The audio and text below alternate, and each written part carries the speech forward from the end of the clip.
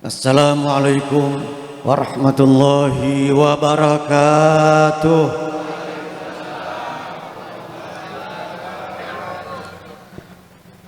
Alhamdulillahil qail fi muhkami tanzilih, a'udzu billahi minasyaitonir rajim. Qul innal mauta alladzi tafirruna minhu fa innahu mulaqikum ثم تردون إلى عالم الغيب والشهادة فينبئكم بما كنتم تعملون.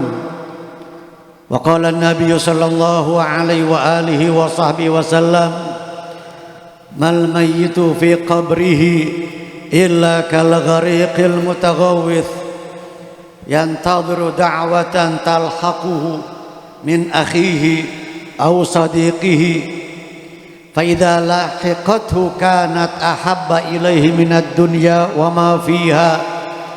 أشهد أن لا إله إلا الله وحده لا شريك له وأشهد أن سيدنا محمدا عبده ورسوله. اللهم صل وسلم على سيدنا وحبيبنا وشفيعنا ومولانا محمد وعلى آله وصحبه أجمعين. أما بعد. Masyiral hadirin wal hadirat rahimakumullah.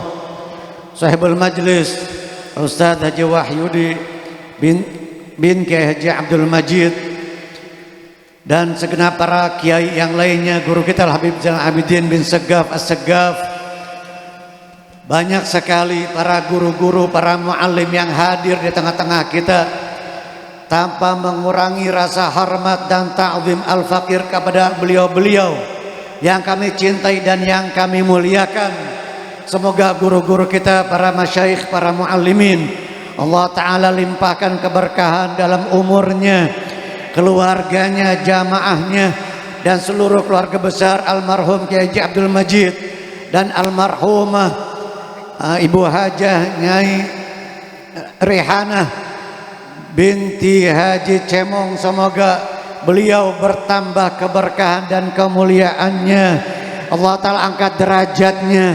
Keluarga yang ditinggalkannya juga menjadi keluarga yang tentram, yang damai, yang penuh dengan keberkahan zahir dan batin dari Allah Subhanahu wa Ta'ala. Amin ya rabbal alamin. Hadirin hadirat rahimakumullah. Ya, malam hari ini merupakan tahlil 40 hari Ibu Hajah Nyai Rehanah. Berarti beliau sudah 40 malam, 40 hari di dalam kubur, di alam barzakhnya. Bukan di hotel, bukan di gedung mewah, bukan di istana yang megah, tetapi di dalam kubur, di alam barzakh. Tentu kita sadar bahwa kita pun akan menyusul orang tua kita yang sudah wafat. Kita pun akan mengalami seperti yang mereka alami. Kita pun akan merasakan seperti yang telah mereka rasakan ketika ruh ini keluar dari jasadnya atau berpisah dari jasad, dari bawah lalu naik ke atas hingga ke kerongkongan atau yugharghir. Ketika sampai ghargharah, maka dari itu Nabi bersabda, innallaha yaqbalu taubatal abdi ma lam yugharghir.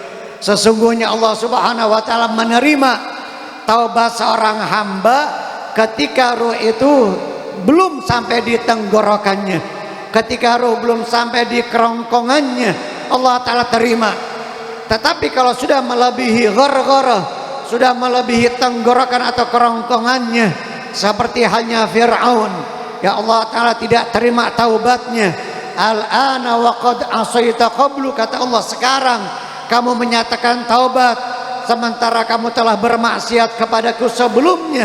Saat itu, kata para ulama, rohnya Fir'aun sudah di tenggorokan atau kerongkongannya.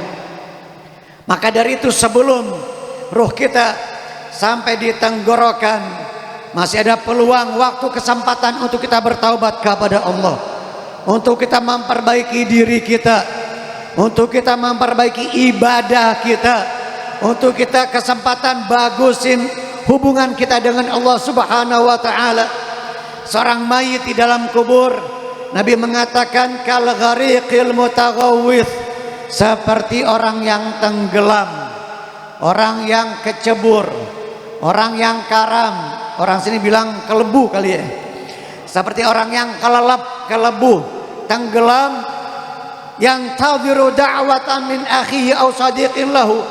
Orang yang di dalam kubur tadi yang diperumpamakan oleh Nabi seperti orang yang tenggelam, selalu menanti, menunggu doa dan kiriman pahala baik dari saudaranya atau dari sahabatnya, min akhihi aw sadiqin lahu. Fa idza lahiqatu, kalau kiriman doa dan pahala-pahala, pahala salat, pahala sedekah, amal jariah dan sebagainya telah mereka terima, kanat ahabba ilaihi minad dunya wa ma fiha. Jika telah diterima oleh si mayit di dalam barzakhnya kiriman pahala dan doa-doa tersebut, itu lebih ia sukai dari dunia dengan segala isinya. Dibanding dunia dengan segala isinya, di dunia ada apa aja?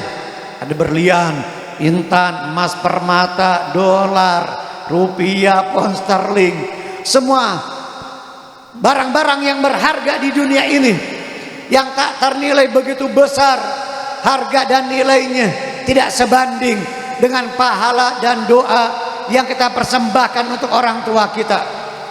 Kiriman pahala, ibadah, amal-amal soleh yang kita kirimkan kepada mereka, dan mereka lebih menyukainya daripada dunia dengan segala isinya ini.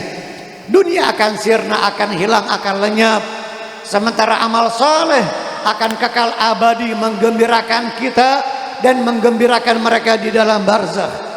Hadirin hadirat rahimakumullah. Oleh karena itu banyak hadis tentang masalah kematian. Mungkin kita pernah mendengar Nabi bersabda, aksiru min dzikri hadimil ladzat. Perbanyak, kata Nabi, perbanyak mengingat sesuatu yang dapat menghancurkan atau memutuskan kelezatan. yakni al-maut, yang dimaksud oleh Nabi adalah kematian. Dengan seseorang mengalami kematian, maka hilang, terputus, berhenti, lenyap sampai saat itu kelezatan-kelezatan duniawiyah. Berhenti sampai di situ kelezatan yang selama ini dia rasakan, yang selama ini mungkin dia banggakan, hingga dia kagum dengan dirinya yang merasa hebat, baik dengan ilmu, dengan jabatan, dengan pangkat. Ketika mati maka terputus, berhenti sampai di situ. Perbanyak mengingat sesuatu yang akan menghilangkan, melenyapkan dan memutuskan segala kelezatan. Sahih Syammir wala tazal dzakiral maut fanisyanuhu dalalum mubinu. Wahai sahabatku, Syammir, sing-singkan lengan bajumu, bersungguh-sungguhlah dan senantiasa ingat kematian. Fanisyanuhu dalalum mubinu, karena orang yang lupa sama kematian itu merupakan kesesatan yang nyata. Dan Nabi mengatakan, al-kayyisu man dana nafsahu wa amila lima ba'dal maut, wal ajizu man atba' nafsahu hawaha wa tamanna 'ala Allahil amani. Siapa sih orang yang cerdas, orang yang jenius? Versi Nabi nih, dalam kacamata Rasulullah, bukan dalam kacamata masyarakat yang awam, bukan dalam pandangan orang yang jahil, yang bodoh.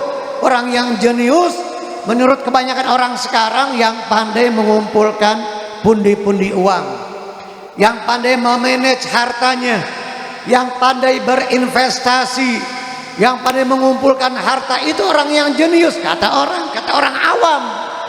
Tetapi menurut Nabi, orang yang jenius, yang pandai, bukan orang yang pandai mengatur keuangannya, tetapi mandana nafsahu, yang pandai mengendalikan, mengekang hawa nafsu. Wa amila lima ba'dal maut, dan dia melakukan sesuatu amal-amal perbuatan untuk kehidupan setelah dia mati, mempersiapkan bekal untuk kehidupan setelah dia mati. Dan kita harus yakin, bapak-bapak, setelah kehidupan ini yang fana, yang sesaat lagi kita tinggalkan ini, kita harus yakin ada kehidupan nanti yang kekal abadi. Di dunia sebentar, dunia sebentar, siang dan malam silih berganti. tanpa terasa waktu berlalu. Ya, tulis tuh buat di status tuh, cakep tuh. Catat buat di status. Siang dan malam silih berganti tanpa terasa waktu berlalu. Saya aja nggak berasa nih, saya malam ini, makanya saya minta maaf sama Ustaz Wahyudi, nanti nggak bisa sampai selesai acara. Saya punya mantu saya di Marunda bikin acara maulid malam ini juga nih, sekaligus haul orang tuanya, itu besan saya. Mantu yang pertama, saya udah punya 2 mantu nih. Mungkin jamaah heran, Habib bikinnya masih muda nih, nggak taunya udah punya 2 mantu saya. Nggak berasa waktu. Baru kemarin saya ngisi di Nurul Huda Jati Makmur, Kiai Jawa Bakar Jamal sama Ustaz Sobur, ditemenin beliau dari tahun 98, 97, 98 sampai gini hari nih. Ya Allah, perasaan masih begini-begini aja nih diri ya. Gak berasa waktu, begitu cepat berlalu. Maka di dalam hadis ini Nabi mengatakan orang yang cerdas itu orang yang pandai mengekang, mengendalikan hawa nafsunya dan juga berbuat untuk kehidupan setelah mati. Wal ajizu, dan orang yang lemah, man atba'a nafsahu hawaha, yang selalu memperturutkan hawa nafsunya, wa tamanna 'ala Allahil amani, dan dia berangan-angan dengan angan-angan yang panjang yang disebut dengan tulul amal. Pakai hamzah, bukan tulul amal, bukan pakai ain, tulul amal, panjang angan-angan. Para ulama mendefinisikan tulul amal adalah istisyar tulil baqa fid dunya. Seseorang merasa akan hidup lama di dunia, dia merasa bakal hidup lama di muka bumi ini. Itu tulul amal, panjang angan-angan, banyak kepengennya, banyak obsesinya, keinginannya. Kecuali tulul amal itu mahmud, terpuji dan diperbolehkan bagi santri talibul ilmi. Bagi santri talibul ilm tulul amal boleh, kata para ulama. Tetapi selain yang suka ngaji, selain santri yang mendalami ilmu agama, tulul amal mazmum, tercela. Kalau santri boleh, karena dia harus punya cita-cita ke depan. Jangan dia beranggapan, oh teman saya lagi ngaji mondok baru berapa bulan, belum jadi kiai, baru sebentar meninggal, dia mati. Kalau gitu saya nggak usah mondok juga dah, nggak usah belajar, nggak usah ngapalin Quran, hadis, belajar fikih, ilmu mustalahul hadis dan sebagainya, nggak perlu. Ntar juga ujung-ujungnya saya jangan-jangan mati sebelum menjadi ustadz nih. Jadi jangan beranggapan seperti itu.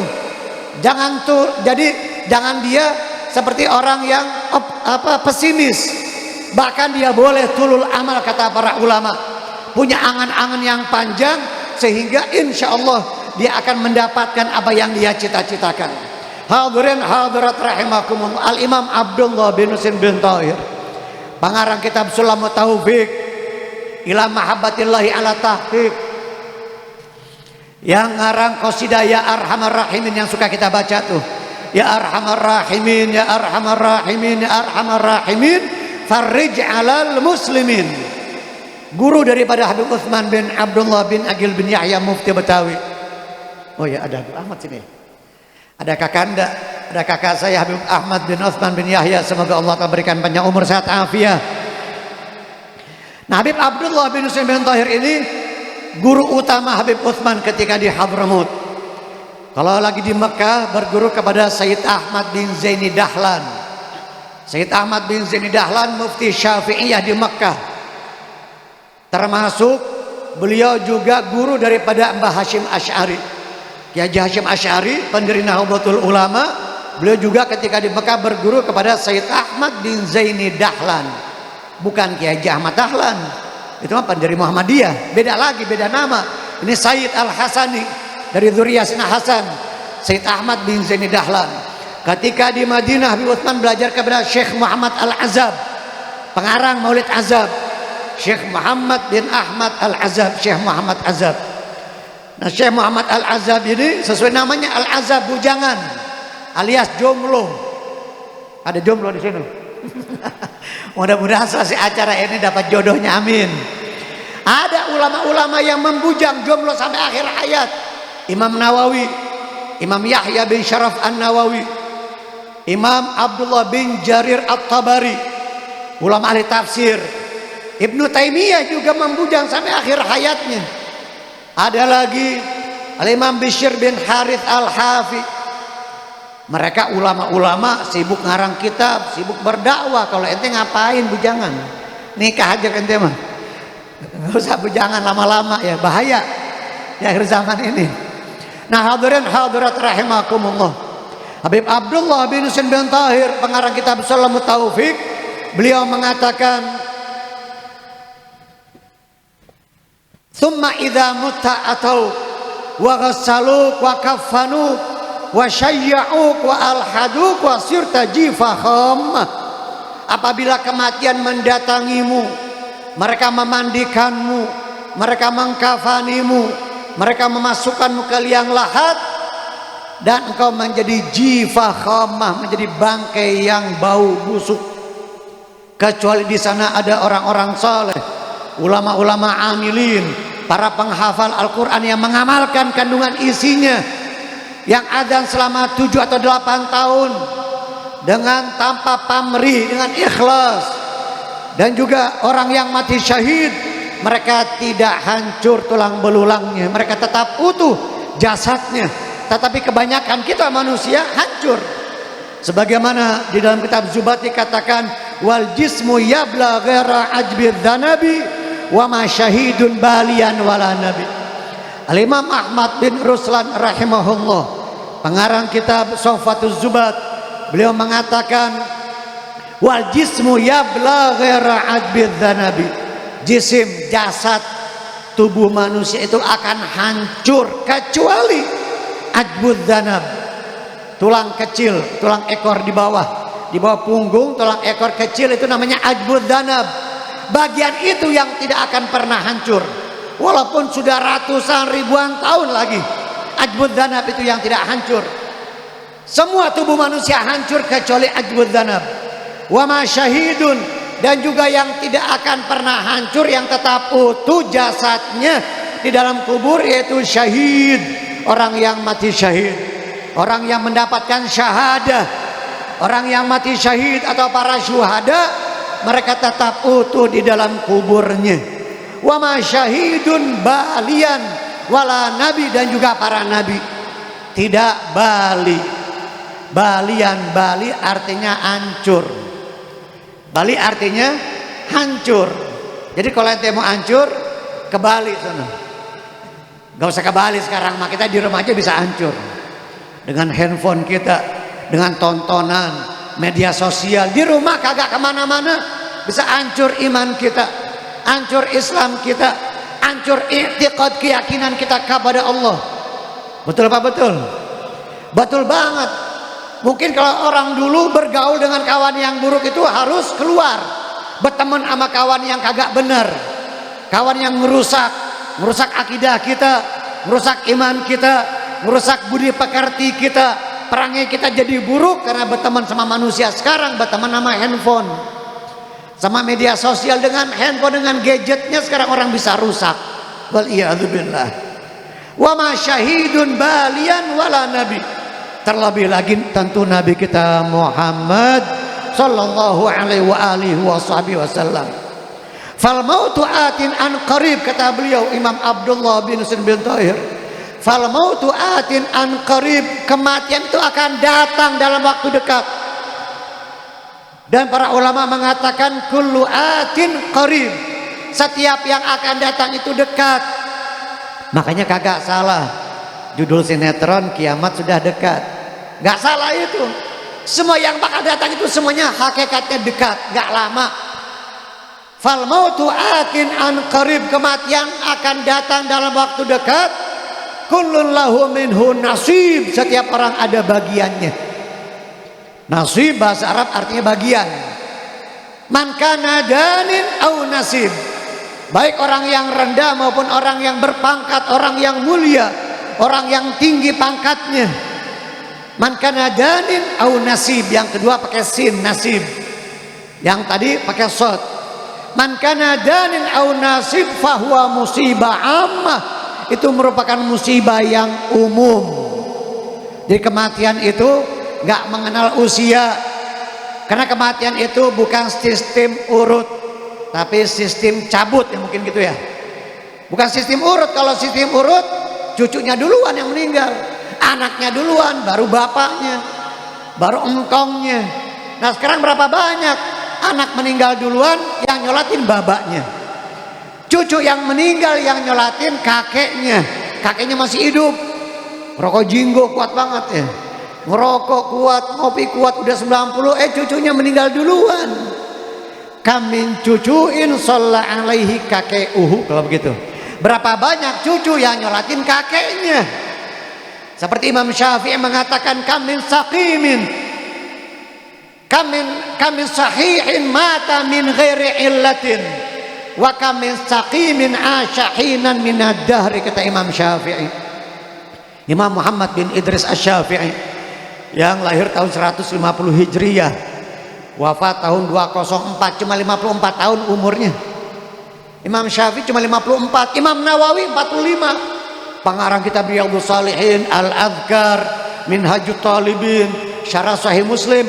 Umur Imam Nawawi yang masih bujangan, belum sempat nikah waktu wafat, umurnya baru 45. Imam Ghazali 55, Imam Syafi'i 54, lahir tahun 150, tahun Pegong, wafat tahun 204. Ketika lahir Imam Syafi'i tahun 150 Hijriah, wafat Imam Abu Hanifah. Jadi di tahun 150 Hijriah, wulidal imam wa matal imam. Meninggal seorang imam besar dan lahir seorang imam besar. Meninggal Imam Abu Hanifah, Imam Nu'man bin Thabit, dan lahir Imam Muhammad bin Idris Asy-Syafi'i. Imam Syafi'i di dalam salah satu syair nasihatnya mengatakan, kamin sahihin mata min ghairi illatin. Berapa banyak orang yang sehat meninggal tanpa sakit. Karena syaratnya mati nggak kudu sakit, Pak. Syaratnya mati nggak kudu tua. Ada yang meninggal muda duluan, yang muda duluan, yang tua belakangan. Saya juga belakangan aja dah. Bapak-bapak duluan silahkan, nggak apa-apa. Fadhol, silahkan. Tafadhol. Bapak-bapak duluan, saya belakangan, atau saya belakangan, bapak-bapak duluan, nggak apa-apa. Kata Imam Syafi'i, kamin sahihin mata min ghairi illatin. Berapa banyak orang yang sehat meninggal tanpa sakit. Wa kamin saqimin asyahinan minad dahri. Sebaliknya, orang yang sakit tiba-tiba sembuh, dia masih hidup. Ada suami istri yang sakit suaminya, yang sakit suaminya, lakinya yang rawat, yang ngejaga, yang ngerawatin bininya. Tahu-tahu yang meninggal bininya duluan. Lakinya yang sakit tiba-tiba sembuh, masih hidup dalam beberapa saat. Subhanallah. Atau juga mungkin ada yang muda lebih dahulu daripada yang tua, yang sehat bugar, badannya sterek, habis pulang nge-gym kesandung jatuh meninggal. Ada juga yang jatuh kepleset di kamar mandi. Oh itu apalagi ya, bahaya banget itu. Orang kalau kepleset di kamar mandi, kalau nggak geger otak setruk ya, bisa setruk. Setruk kan penyakit berat itu, setruk. Iya. Penyakit ringan apa berat? Berat banget setruk, Pak. Nggak usah setruk segerobak aja berat. Sepengki aja udah berat, apalagi setruk ya. Habis setruk, stop, mati. Nauzubillah min dzalik ya Allah. Panjangkan umur kami ya Allah. Ya Rabbal Alamin. Hadirin hadirat rahimakumullah. Kematian, Imam Syafi'i juga pernah beliau mengatakan, ibarat sesuatu yang mencengkeramkan, ibarat binatang hewan yang buas yang menerkam kita. Kalau sudah diterkam oleh kematian, siapapun orang punya bacaan, punya jimat, mantra-mantra nggak berlaku, kagak mempan. Wa idzal maniyatu anshabat alfaraha alfaita kullatamimatin la tanfa'u. Kalau kematian sudah mencengkeramkan kukunya, hendak menerkam kita, maka apapun jimat mantra yang kamu punya nggak berguna, nggak bermanfaat. Bagaimana orang-orang soleh dahulu, mereka ketika hidupnya penuh dengan amal soleh, penuh dengan ibadah, sehingga kematiannya menjadi kematian yang perjumpaan dengan Allah. perjumpaan dengan Allah Ta'ala, masa yang sangat ditunggu-tunggu oleh mereka, perjumpaan yang dinanti-nanti oleh mereka. Seperti hadis, man ahabba liqa Allah ahabballahu liqa'ah, kan gitu ya. Siapa yang ingin berjumpa dengan Allah, maka Allah Ta'ala pun pengen ketemu sama dia. Tapi sebaliknya, waman kariha liqa Allahi karihallahu liqa'ah. Siapa yang enggan, yang kagak mau, yang takut, kagak mau ketemu sama Allah Ta'ala, Allah Ta'ala juga ngapain mau ketemu sama dia. Sehingga di dalam hadis Nabi mengatakan, al mautu tuhfatul mu'min, kematian itu hadiah, anugerah bagi orang yang beriman. Saat perjumpaan mereka, saat yang dinanti-nanti oleh mereka. Sayyidina Abdurrahman As-Saggaf, ini pongkolnya As-Saggaf nih, Al-Imam Abdurrahman As-Saggaf bin Muhammad Muradawilah. Saat itu ada orang-orang saleh bertanya kepada ahli barzah, kepada ahli Zambal, para aulia ulama yang ada di Zambal di kota Tarim. Dia bertanya kepada mereka ahli barzah yang ada di Zambal, pemakaman Zambal, bagaimana pendapat kalian atau sangkaan kalian kepada Al-Imam Al-Faqih Al-Mugaddam, kepada Al-Imam Abdurrahman As-Saggaf. Maka mereka mengatakan, kami menanti-nanti kedatangan beliau, kami menunggu kedatangan beliau sebagaimana orang-orang miskin yang ada di Hadramut menunggu musim panen korma. Sebagaimana mereka menanti musim panen, orang di sini mungkin panen padi, panen yang lainnya, buah-buahan, panen kecapi, panen gohok, buni, apalagi nggak yang jarang-jarang nih, jamblang, juwet, ada lagi segala macam cerame yang dulu-dulu yang jarang-jarang, apalagi yang duren, musim panen duren. Mereka kan sangat menanti, menunggu-nunggu tuh musim panen. Nah, ahli barzakh begitu juga keadaan mereka sangat merindukan kedatangan dan perjumpaan dengan para aulia yang masih hidup. Jadi orang-orang soleh yang masih hidup di antara kita ini, ulama-ulama yang soleh, yang istiqomah, mereka sangat dinanti, ditunggu-tunggu oleh ahli barzakh. Mereka merindukan ahli yang soleh yang masih hidup di dunia, sebagaimana orang-orang yang miskin mereka menanti musim panen buah yang mereka sudah tanam. Hadirin hadirat rahimakumullah.